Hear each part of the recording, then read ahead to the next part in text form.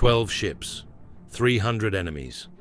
One man is about to pull off the most impossible naval victory in history, using the ocean itself as a weapon. October 26, 1597, in the treacherous waters of Myeongnyang Strait. Admiral Yi Sun-sin stands on his flagship, watching a massive Japanese fleet approach like a dark forest of death. He's been tortured, disgraced, and left with just 12 ships against an armada. But Yi isn't planning to fight this battle normally. He's going to turn the violent tidal currents of this narrow strait into his secret weapon, timing the attack for the exact moment when the sea itself will crush his enemies. To understand how impossible this was, you need to know who Yi Sun-sin really was.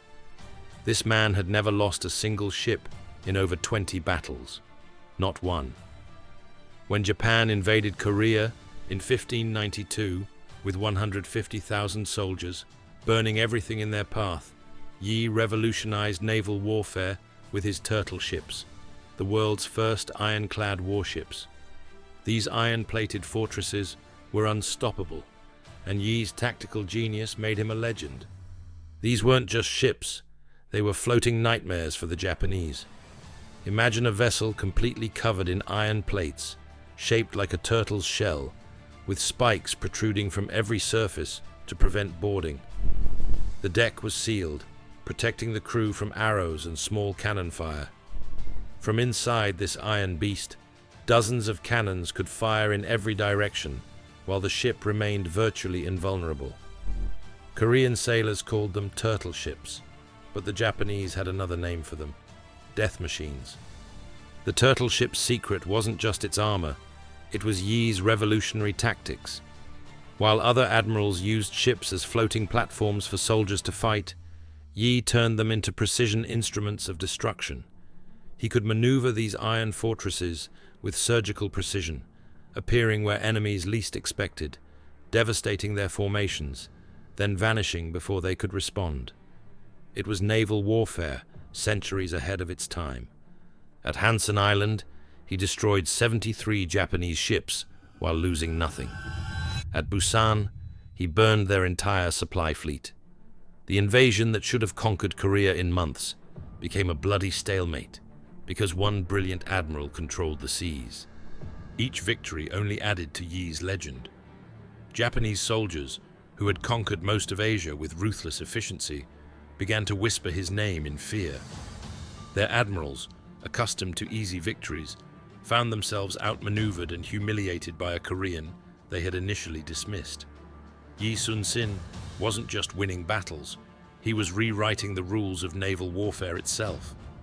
If you're amazed by stories of tactical genius triumphing against impossible odds, make sure to subscribe to our channel for more incredible battles that changed the course of history. But Yi's success was about to become his greatest nightmare. Korean court officials, jealous of his fame, began plotting against their own savior. They whispered poison in the king's ear, claiming Yi was planning treason. The irony was devastating.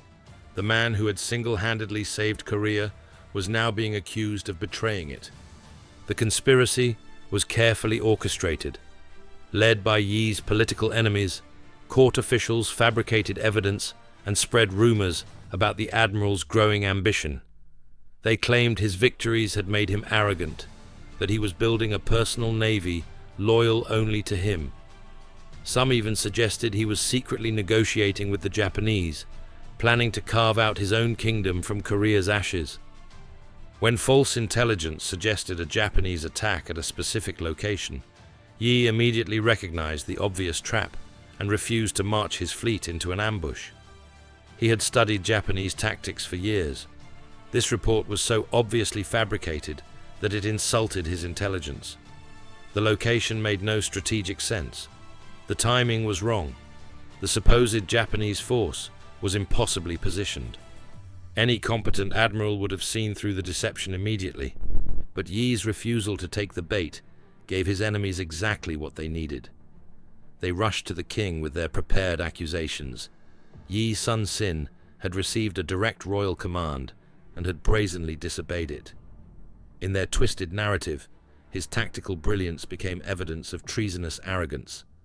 That refusal became his downfall. Accused of treason, Yi was arrested, dragged to Seoul in chains, and tortured. They wanted him to confess to crimes he'd never committed. The torture was systematic and brutal. For days, Yi was subjected to beatings designed to break his spirit without killing him. His interrogators demanded he confess to planning rebellion, to secretly communicating with Japanese forces, to using his naval victories to build personal power.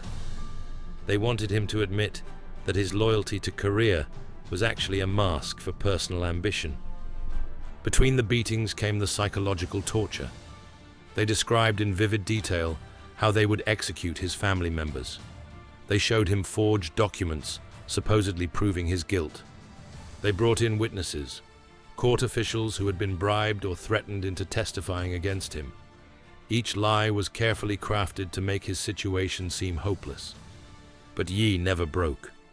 Through every session, every false accusation, every threat against his loved ones, he maintained his innocence with quiet dignity.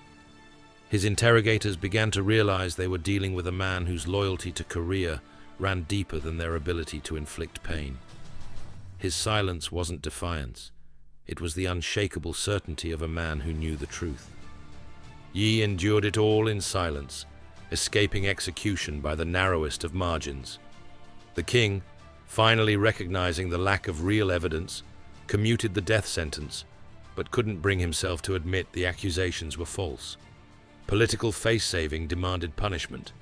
Stripped of all rank, Yi was reduced to a common soldier, while his replacement took command of Korea's magnificent 200-ship fleet.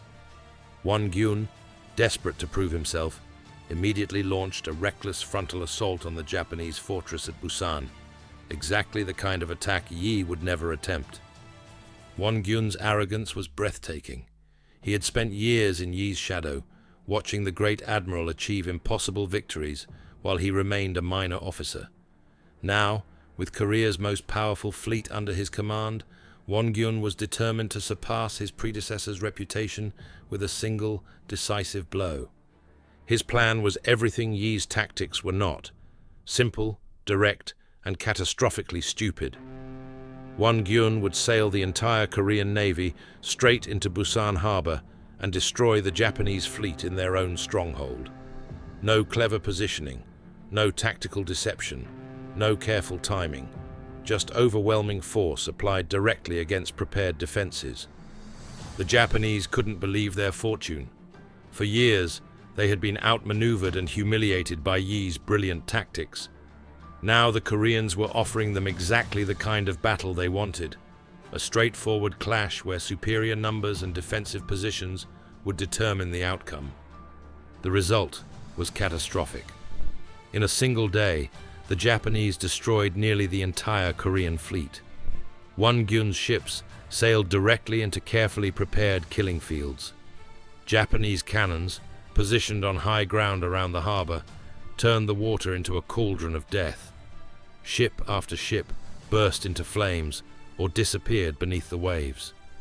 Korean sailors, trained to follow Yi's precise tactical formations, found themselves trapped in a slaughter with no escape.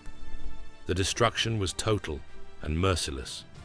Captains who had survived dozens of battles under Yi's command perished in minutes. Ships that had seemed invincible under the great Admiral's leadership became floating coffins. The turtle ships, without Yi's tactical genius to guide them, were overwhelmed and sunk by concentrated Japanese fire. When the smoke cleared, only 12 ships remained. 12 ships and about 200 demoralized sailors who had watched their comrades die because of political jealousy and military incompetence.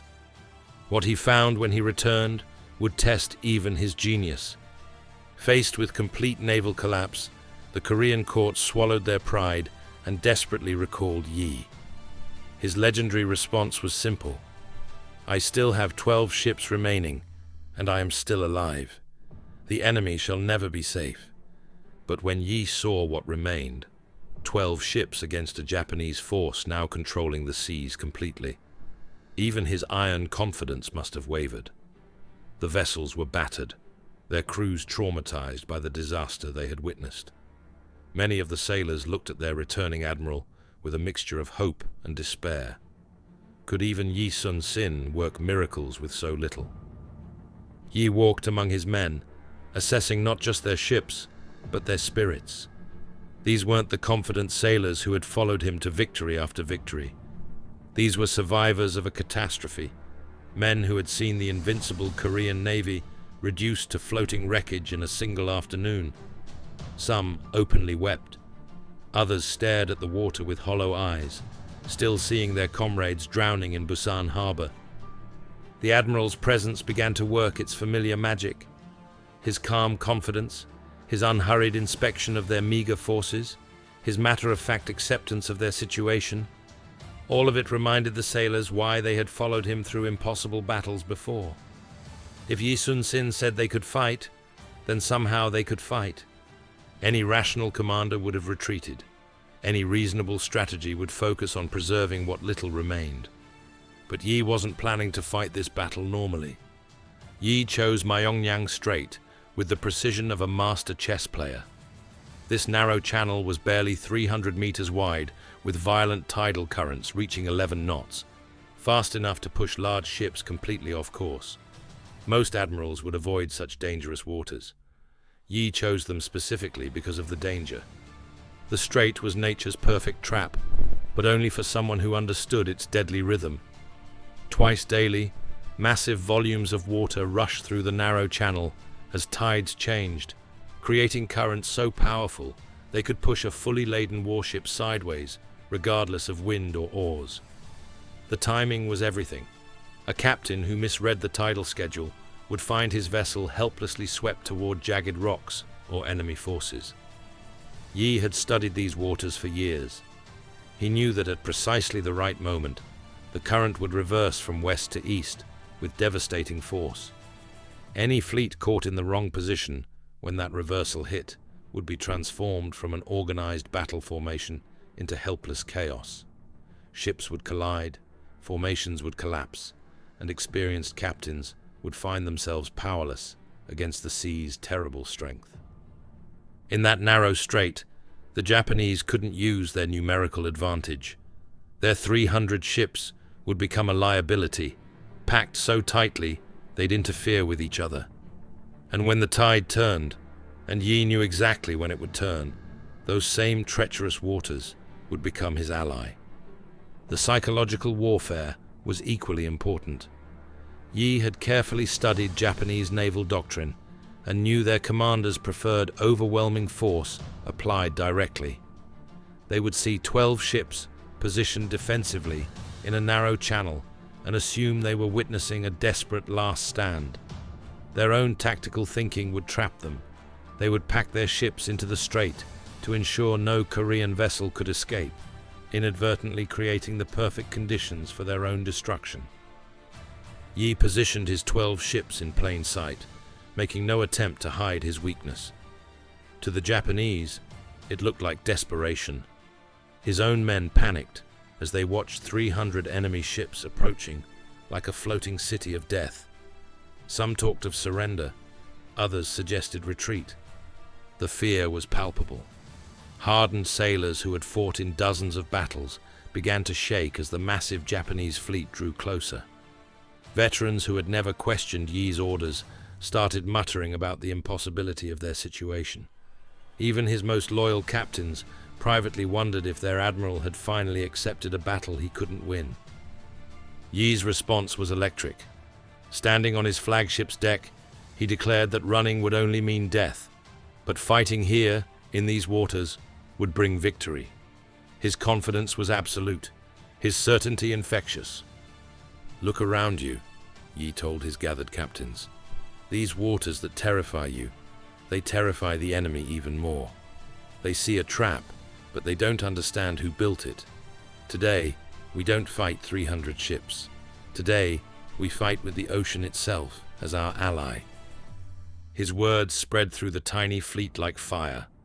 Sailors who had been preparing for death began checking their weapons with renewed purpose. Captains who had questioned the battle plan started studying the tidal charts with new understanding. If Admiral Yi said the sea would fight for them, then somehow, impossibly, it would. What are your thoughts on tactical genius versus overwhelming numbers? Let us know in the comments which historical battles you think showcase the most brilliant strategic thinking. On the morning of October 26th, Admiral Todo Takatora's 300 warships entered Myeongnyang Strait with supreme confidence. They had crushed the Korean fleet months earlier. Now they would finish the job by destroying these last pathetic remnants and their stubborn admiral. Todo Takatora was a veteran of dozens of naval battles, a man who had never tasted defeat in open water. As he surveyed the Korean position through his spyglass, he almost laughed. 12 ships positioned defensively in a narrow channel. It was exactly what he would have ordered if he wanted to destroy them efficiently. They had nowhere to run, nowhere to maneuver, and no hope of victory. The Japanese admiral was already planning his victory celebration. The emperor would be pleased to hear that the troublesome Korean navy had finally been eliminated.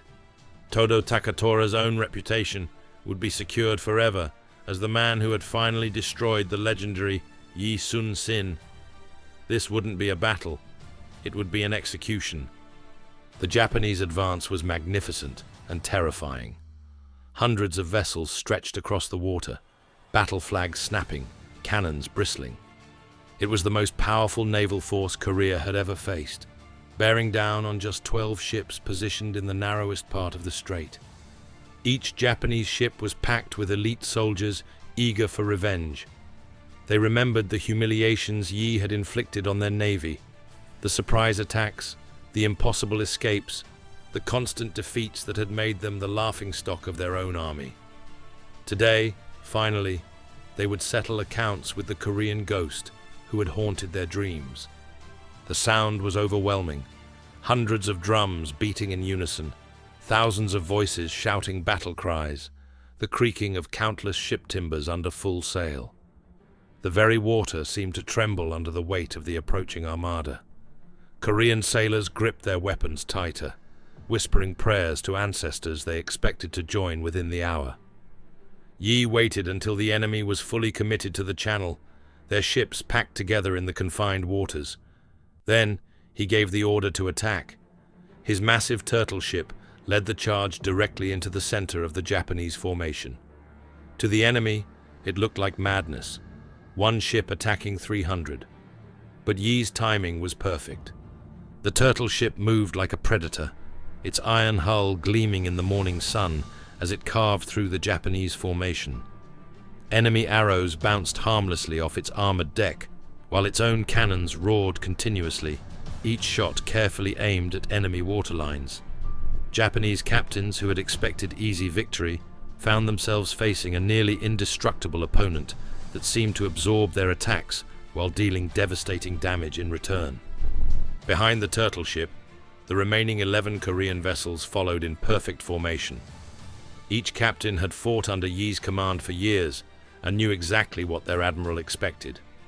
They moved with precision that seemed impossible given their small numbers, concentrating their fire on specific targets while avoiding the chaos erupting around them. For the first hour, it seemed like sheer courage was driving the Koreans forward. They were outnumbered 25-1, surrounded by enemy ships, taking fire from every direction. But they fought with desperate fury, knowing this was their last chance to save their homeland. Japanese confidence began to waver as the Korean ships proved impossibly difficult to destroy. Ships that should have been sunk in minutes continued fighting with deadly effectiveness. The narrow channel that was supposed to trap the Koreans was making it difficult for Japanese ships to maneuver and coordinate their attacks. Then something happened that changed everything. The violent tidal currents suddenly reversed, flowing from west to east with tremendous force. The Japanese ships, caught completely off guard, found themselves pushed inexorably toward rocky shores and each other. Vessels maintaining perfect formation suddenly collided. Ships advancing confidently were driven backward against their will. The change was instantaneous and catastrophic. One moment, the Japanese fleet was an organized instrument of destruction, bearing down on helpless prey. The next, it was hundreds of individual ships fighting desperately against currents that treated massive warships like leaves in a hurricane. Yi had planned for this exact moment. His ships, positioned perfectly to take advantage of the current change, suddenly found themselves with an unstoppable tactical advantage. The same waters devastating the Japanese fleet carried the Korean ships forward like arrows shot from a divine bow. The psychological impact was as devastating as the physical one. Japanese sailors, who had never experienced anything like Myeongnyang's violent currents, found themselves helpless against forces beyond their comprehension. Captains who had commanded with confidence minutes earlier now screamed contradictory orders as their vessels responded to the sea rather than their commands. Chaos erupted throughout the Japanese formation. Ships crashed into each other with splintering force. Vessels ran aground on hidden rocks. The tight formation that had seemed so imposing became a death trap as hundreds of ships were pushed together in the narrow strait. The sound was indescribable. Hundreds of ships colliding simultaneously, masts snapping like twigs, sailors screaming as they were thrown into churning water. The organized battle formation disintegrated into a floating disaster zone, where survival became more important than victory. Yi's flagship carved through the confusion like vengeance itself. Its cannons fired non-stop, each shot finding its mark among the packed enemy vessels. The other Korean ships spread out in perfect formation, their coordinated fire devastating the helpless Japanese fleet. Now the true genius of Yi's plan revealed itself. Every Korean captain knew these waters intimately, had studied the tidal patterns until they could predict current changes to the minute. While Japanese ships foundered helplessly, Korean vessels danced through the chaos with supernatural precision, appearing exactly where they could do the most damage. Todo Takatora tried desperately to rally his forces, but the current made organized resistance impossible. His ships couldn't maintain formation, couldn't coordinate attacks, couldn't even retreat effectively. They were trapped in a natural disaster of Yi's making. Orders became meaningless when captains couldn't control their own vessels. Signal flags were ignored as ship after ship fought simply to avoid collision. The mighty Japanese fleet, which had seemed invincible an hour earlier, was reduced to individual vessels struggling for survival against the pitiless sea. Individual acts of heroism lit up the battle like fireworks. Yi himself fought from the front deck, his sword flashing as enemy boarding parties tried to overwhelm his vessel. Korean sailors, inspired by their admiral's fearless example, performed impossible feats of courage. One Korean captain, his ship surrounded by 5 Japanese vessels, ordered his crew to ram the largest enemy ship while firing all cannons simultaneously. The collision sent both vessels to the bottom, but not before Korean cannon fire had crippled 2 other Japanese ships. His sacrifice saved a dozen Korean sailors and eliminated an entire enemy squadron. Another heroic moment came when a young Korean sailor, barely 18 years old, climbed the mast of his sinking ship to cut down the Japanese flag that had been raised in premature victory. As enemy arrows filled the air around him, he defiantly raised the Korean banner before jumping to safety on a nearby friendly vessel. His act of defiance was seen throughout both fleets, inspiring Korean resistance while demoralizing Japanese attackers. The slaughter continued for hours. Ship after ship of the once mighty Japanese fleet was either sunk, captured, or driven aground. The narrow strait became a graveyard of broken masts and floating debris. As the battle raged, Yi demonstrated why he was considered the greatest naval tactician in history. He seemed to be everywhere at once, directing cannon fire, coordinating ship movements, even personally engaging Japanese boarders. His presence on the battlefield was electric, transforming ordinary Korean sailors into warriors capable of impossible feats. The turning point came when Yi's turtle ship broke through the center of the Japanese formation and began firing directly into their command vessel. Todo Takatora, watching his invincible fleet disintegrate around him, finally understood the magnitude of his tactical error. He had sailed into a trap so sophisticated that he was only beginning to comprehend its brilliance. When the tide calmed and smoke cleared, the impossible had happened. 31 Japanese ships lay destroyed, with hundreds more damaged and scattered. Admiral Todo Takatora's seemingly invincible fleet had been shattered by 12 Korean vessels and the tactical genius of one extraordinary man. Korea hadn't lost a single ship. The silence that followed the battle was eerie. Where hundreds of Japanese war cries had echoed across the water, now only the gentle lapping of waves against Korean hulls could be heard. Survivors floated in the water, some begging for rescue, others swimming desperately toward distant shores. Yi stood on his flagship's deck, surveying the destruction with quiet satisfaction.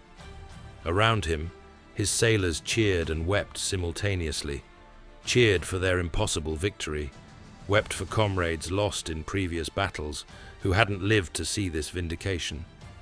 The 12 ships that had seemed so pathetically inadequate hours earlier now looked like the instruments of divine justice. The victory at Myeongnyang was so complete, so impossible, that it borders on the supernatural. In the entire history of naval warfare, no commander has ever achieved such odds and emerged victorious. Yi Sun-sin had taken the darkest moment in Korean naval history and transformed it into the greatest triumph any admiral has ever accomplished.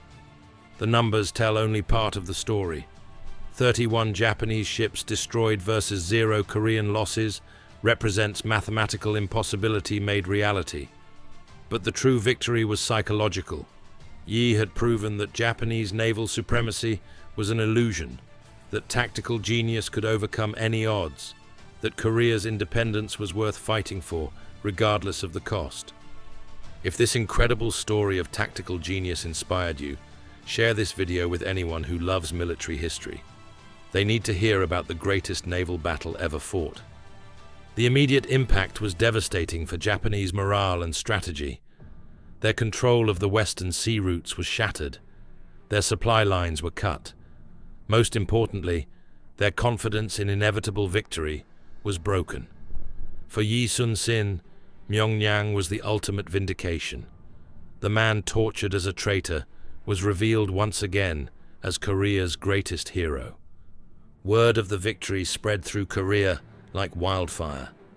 In villages where people had prepared for Japanese occupation, celebrations erupted spontaneously.